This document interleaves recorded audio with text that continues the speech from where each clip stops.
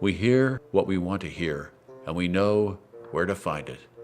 Such was the deep reality of unreality television. Close on, angry mob denounces new leader. Women in pussy hats hold signs. Zip it and keep it zipped, saith Nathan.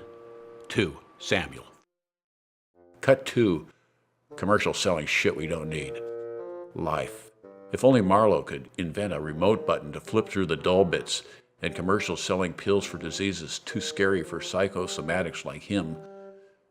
And did you know you could buy car insurance in less than 15 minutes? What a wonderful world. Tick, tick, tick. Time passes. Stories not told, novels not written, lost plans, and rumblings a bomb will go off. The idols are crumbling. Lepton speaks. Pull down the shades, play some bird. Marlowe was reluctant to go to the store to buy a cucumber and milk lest he be salted by tabloids on the checkout rack. Ugh, that mound in the corner. Be thankful when it is not something dead. Turn off, tune out, unplug. Those days are a dream. You can't switch off when there is no off button. This time, your presence is required. For Marlowe, dream life was a necessary balm. He was not happy when his dream life was co-opted. He was not happy when he saw the leader's puffed face in his dreams, or dreams belonging to the couple next door. And he was even less happy when he saw at the corner of his dream a network logo. Watermarks in his sleep were bad. He told himself, keep a clear channel. Technology is dangerous, with new dangers every day, not a judgment of fact. Beware of weapons of mass confusion. People were screaming at their screens, out of their gourd, Lord, furious, frenetic, and only Geico ads saved them from the edge. Surprising. February. Modern times. On TV, Puff, the genius of cynical. King Puff, the inimitable. Blow hard for hard times. And for many in modern times, these were hard times. And soon, hard times hit home at Puffworks. It was young Puff, already a juvenile offender on probation. High-spirited, but a good kid, when he was off the dope. Stupid? Sure, but not mean, so there was hope. At least that's what they tried to sell the judge.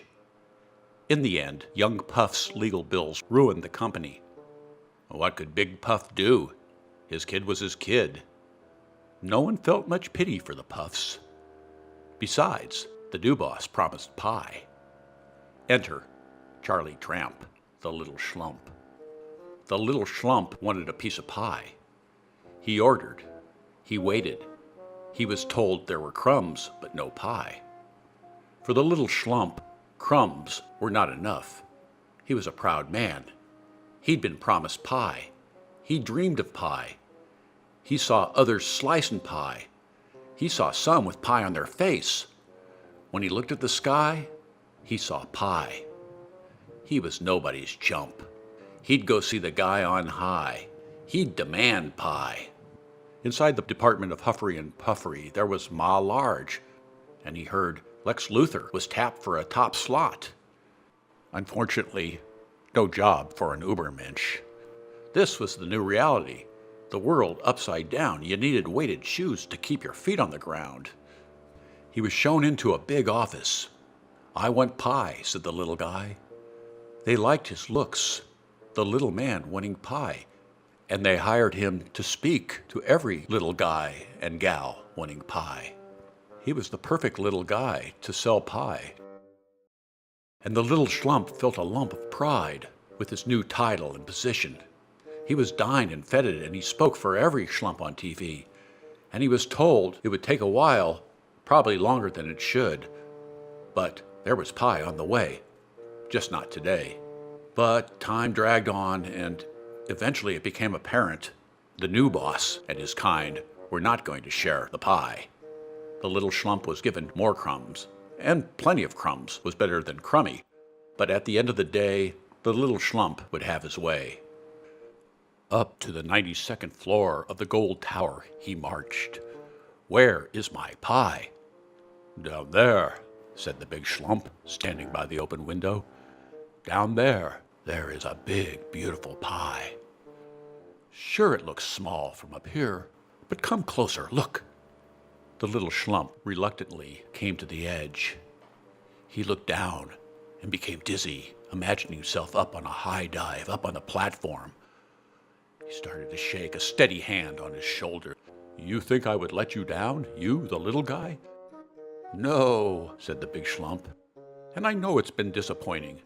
And like the great J. Wellington Wimpy says, I'd gladly pay you on Tuesday for a hamburger today. But put yourself in my shoes. How can I extend you credit if you might not be here on Tuesday? I don't want a hamburger, insisted the little schlump. I want pie. Yes, pie, said the big schlump. And oops, out the window the little schlump did fly, spinning, spinning. The closer he got, the bigger got the pie. 32 feet per second. That pie got saucer size. His last thought, cherry, then splat. Dead? Dead forever? No. Out the crust pops the little schlump, dripping pie. He licks the side of his mouth. Heaven? Cut to Charlie Tramp asleep on a park bench. He licks left, licks right, licks for pie, but no pie. He opens his eyes, sees the leader on a billboard promising pie. All caps. Would I lie? The little schlump brushes off and ambles on. Goodbye, Charlie.